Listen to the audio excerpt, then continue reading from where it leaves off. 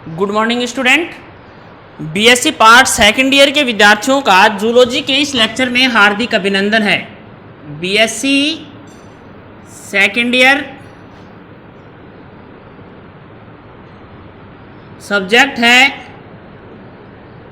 Zoology और हमारा topic चल रहा है स्टूडेंट कंपोजिशन ऑफ ब्लड। और कंपोजिशन ऑफ ब्लड में हमने ए ग्रेन्युलोसाइट पढ़ चुके हैं। हम ब्लड कॉर्पसेल्स में ए ग्रेन्युलोसाइट पढ़ चुके हैं हम। डब्ल्यूबीसी, आरबीसी पढ़ा पहले, आरबीसी के बाद हमने पढ़ा डब्ल्यूबीसी।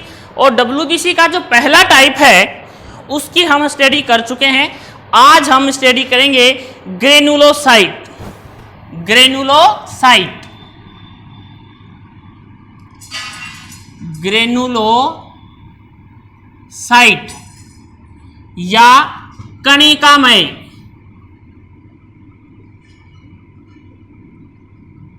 कणिकामय डब्ल्यूबीसी, श्वेत रक्त कणिकाएं। श्वेत रक्त कणिकाएं डब्ल्यूबीसी के अंदर ग्रेन्युलोसाइट या कणिकामय रक्त कणिकाएं हम पढ़ेंगे। इसकी विशेषता यह है कि इसमें अनेक कोशिका द्रव्य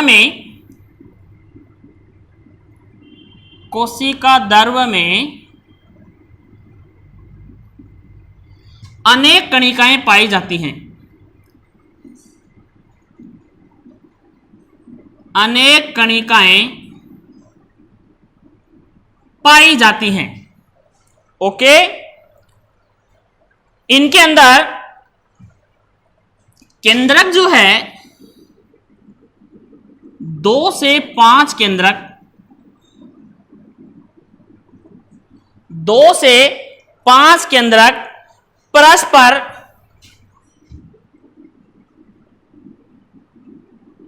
परस्पर जुड़े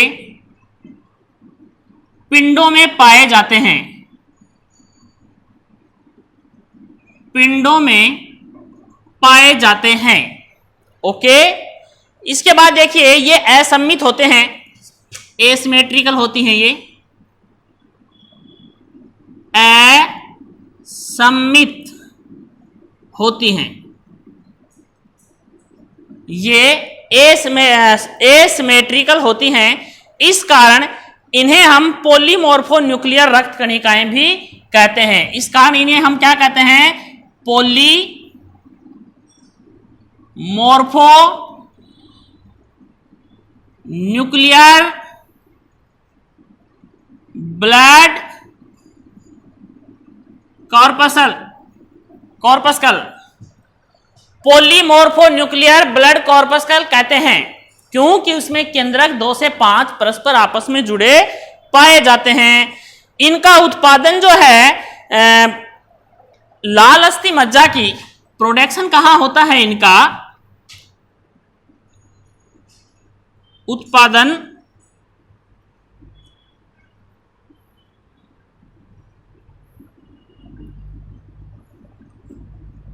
लाल अस्थि मज्जा की रेटिकुलोसाइट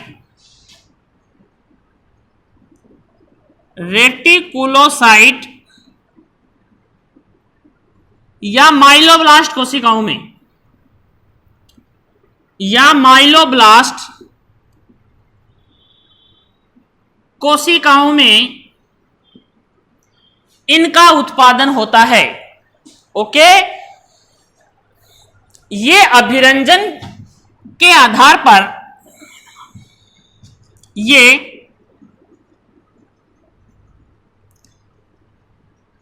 अभिरंजन के धनात्मक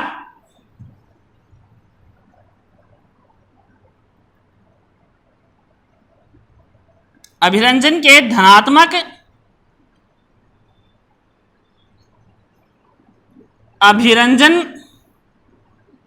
आधार पर 3 प्रकार की होती हैं। कितने प्रकार की होती हैं? 3 प्रकार की होती हैं। एसिडोफिल, बेसोफिल और न्यूट्रोफिल। ध्यान दीजिए, कणिका में श्वेत रक्त कणिकाएं पड़ रहे हैं। यह कोशिका द्रव्य में अनेक कणिकाएं इसके अंदर पाई जाती हैं। इसमें 2 से 5 केंद्रक परस्पर जुड़े रहते हैं, असम्मित होती हैं, जिस कारण इन्हें पॉलीमॉर्फो न्यूक्लियर ब्लड कॉर्पस्कल कहते हैं। इनका उत्पादन जो है वो लाल अस्थि मज्जा की रेटिकुलोसाइट या माइलोब्लास्ट कोशिकाओं में होता है। और इनका जो वर्गीकरण है वो अभिरंजन के धनात्मक अभिरंजन के आधार पर एसिडोफिल, बेसोफिल तथा न्यूट्रोफिल में इसका वर्गीकरण हम करते हैं। सबसे पहले है एसिडोफिल या इओसिनोफिल। पहली जो सेल है इसकी हम स्टडी करेंगे, एसिडोफिल।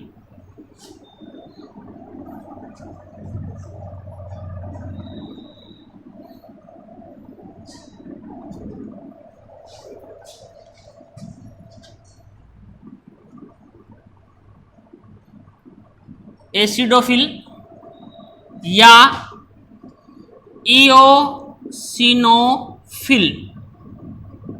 एसिडोफिल या इओसिनोफिल, ये कोशिकाएं हैं। इनकी संख्या लगभग 1 से 4% होती है। संख्या कितनी होती है? नंबर कितना है इनका?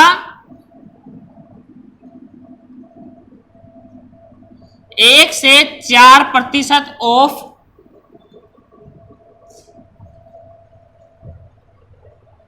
टोटल WBC, टोटल WBC का 1 से 4% भाग ये होती हैं एसिडोफिल। ओके, इनका व्यास 10 से 15 म्यू,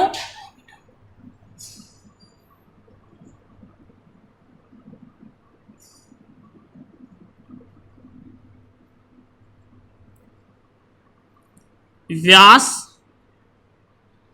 10 से 15 म्यू होता है। इसके बाद केंद्रक 2 स्पष्ट पिंडों में बटे रहते हैं। न्यूक्लियस कैसे होते हैं?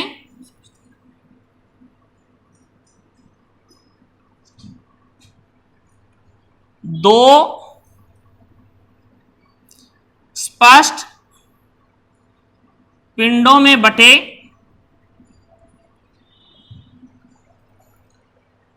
इसके बाद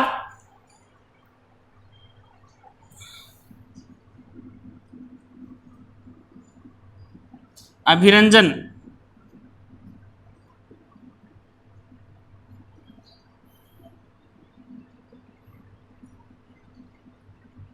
अम्लीय अभिरंजन, अभिरंजक, अम्लीय अभिरंजक इओसिन द्वारा अभिरंजित, इओसिन द्वारा अभिरंजित।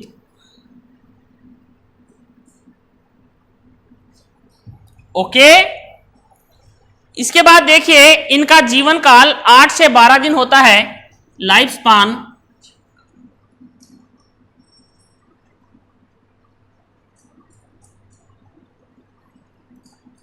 आठ से 12 दिन।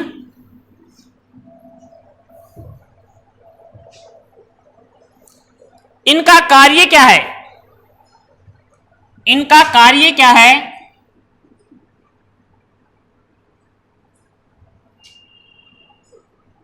निराविषीकरण, निराविषीकरण या डिटॉक्सिफिकेशन, डिटॉक्सिफिकेशन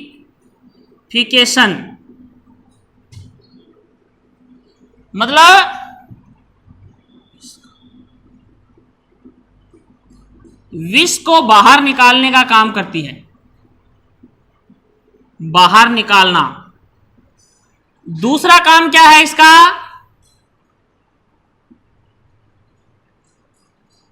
एलर्जी के समय, एलर्जी के समय इनकी संख्या बढ़ जाती है।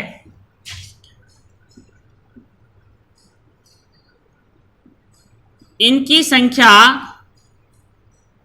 बढ़ जाती है तथा हिस्टामिन का स्राव करती हैं। हिस्टामिन का स्राव करती हैं। ओके, ये है एसिडोफिल। इसके बाद नेक्स्ट है बेसोफिल। नेक्स्ट है बेसोफिल। नेक्स्ट नंबर 2 है बेसोफिल। ओके, बेसोफिल क्या है देखिए। सबसे पहले यदि हम अभिरंजन की बात करें या इसकी संख्या की बात करें तो ये 0.5 से 4%,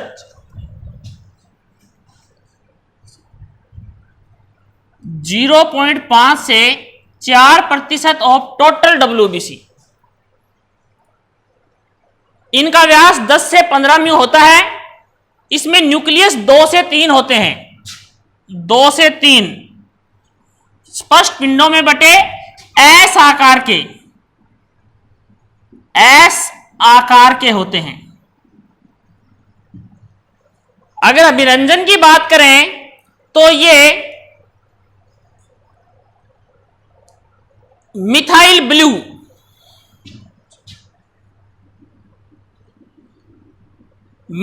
ब्लू द्वारा अभिरंजित,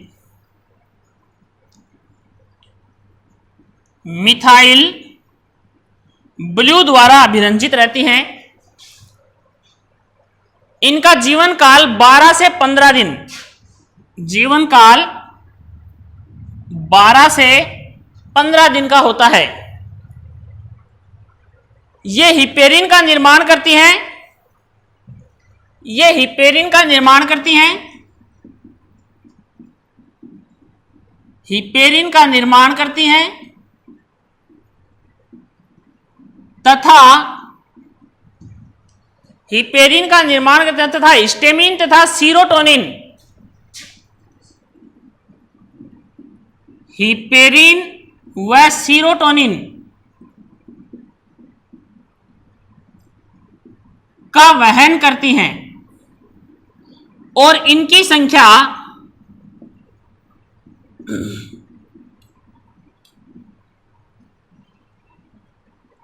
चिकन पॉक्स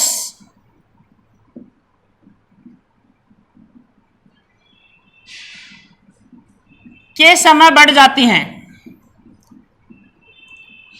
के समय बढ़ जाती हैं। देखिए बेसोफिल नंबर 0.5 से 4%, इनका व्यास 10 से 15 म्यू, न्यूक्लियस 2 से 3 स्पष्ट पिंडों में बटे, अभिरंजन मिथाइल ब्लू द्वारा, जीवन काल 12 से 15 दिन और इनका कार्य हिपेरिन का निर्माण और हिस्टामिन व सीरोटोनिन का वहन, हिस्टामिन तथा सीरोटोनिन का वहन, हिस्टामिन व सीरोटोनिन का वहन तथा चिकन पॉक्स के समय इनकी संख्या बढ़ जाती है। ओके, बेसोफिल के बाद में नेक्स्ट है न्यूट्रोफिल। तीसरी कौन सी है?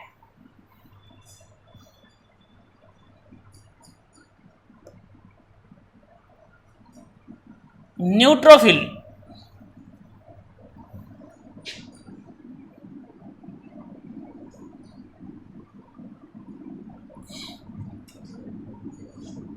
सबसे पहले बात करते हैं नंबर की, तो ये 60 से 70% भाग बनाती हैं। ये 60 से 70% भाग बनाती हैं WBC का। अगर डायमीटर की बात करें तो 12 से 15 म्यू, डायमीटर कितना होता है इसका? 12 से 15 म्यू। और अगर न्यूक्लियस की बात करें तो 2 या 2 से 5, 2 से 5 या अधिक पिंडों में बटे, जिस कारण 2 से 5 या अधिक पिंडों में बटे, जिस कारण इसे पॉलीमॉर्फो न्यूक्लियर ल्यूकोसाइट कहते हैं। इसे क्या कहते हैं? Polymorphonuclear leucocyte, polymorphonuclear leucocyte के नाम से इनको जाना जाता है। ये उदासीन अभिरंजित द्वारा अभिरंजित होती हैं। उदासीन, ये उदासीन अभिरंजक द्वारा अभिरंजित होती हैं। इनका जीवन काल जो है वो 2 से 4 दिन होता है। 2 से 4 दिन। ओके, तो ये है, ये क्या करती है भाई, ये बाह्य रोगाणुओं से रक्षा करती है और संक्रमण, मवाद वाले संक्रमण के समय संख्या बढ़ जाती है। रोगाणुओं से रक्षा, रोगाणुओं से रक्षा, और दूसरा काम क्या है, मवाद युक्त संक्रमण के समय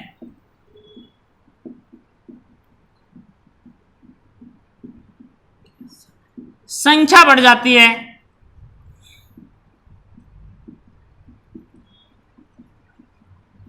संख्या बढ़ जाती है। ओके, देखिए सबसे पहले है इसका नंबर, इसका नंबर है 60 से 70% ऑफ टोटल WBC। इसका डायमीटर है, फिर डायमीटर कितना है 12 से 15 म्यू, और न्यूक्लियस इसमें 2 या 2 से अधिक पिंडों में बटे रहते हैं, और इस कारण से इसे पॉलीमॉर्फोन्यूक्लियर ल्यूकोसाइट के नाम से जाना जाता है। इसके बाद इसका जीवन काल जो है वो 2 से 4 दिन इसका जीवन काल होता है। ओके, तो ये थी एसिडोफिल, बेसोफिल तथा न्यूट्रोफिल।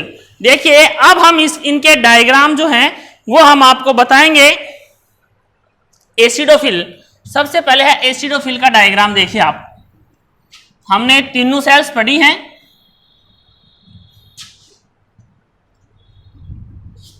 कंपैरेटिवली हमने तीनों सेल्स के बारे में अभी स्टडी की है। तो सबसे पहले है एसिडोफिल।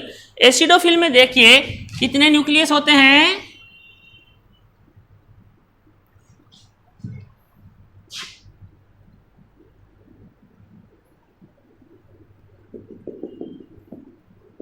इस तरीके की सेल होती है।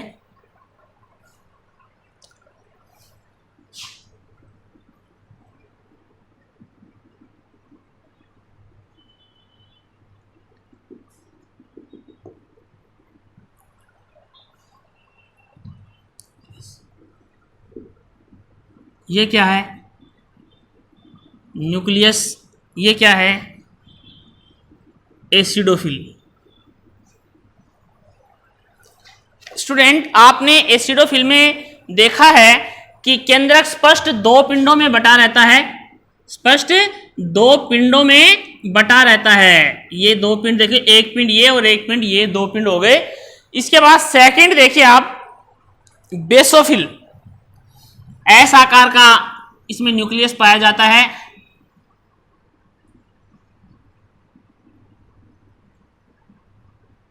इस प्रकार से ये न्यूक्लियस है और ये है बेसोफिल। ओके, इसके बाद में है न्यूट्रोफिल।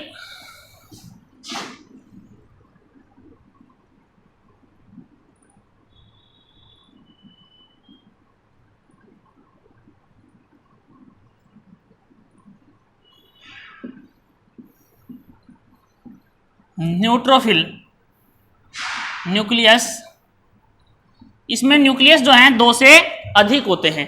तो ये हैं इस प्रकार से एसिडोफिल, बेसोफिल और न्यूट्रोफिल। और नेक्स्ट हम ग्रेनुलोसाइट की जो सेकंड जो सेल्स हैं, जो सेकंड टाइप की जो सेल हैं, वो हम कणिका में के अंदर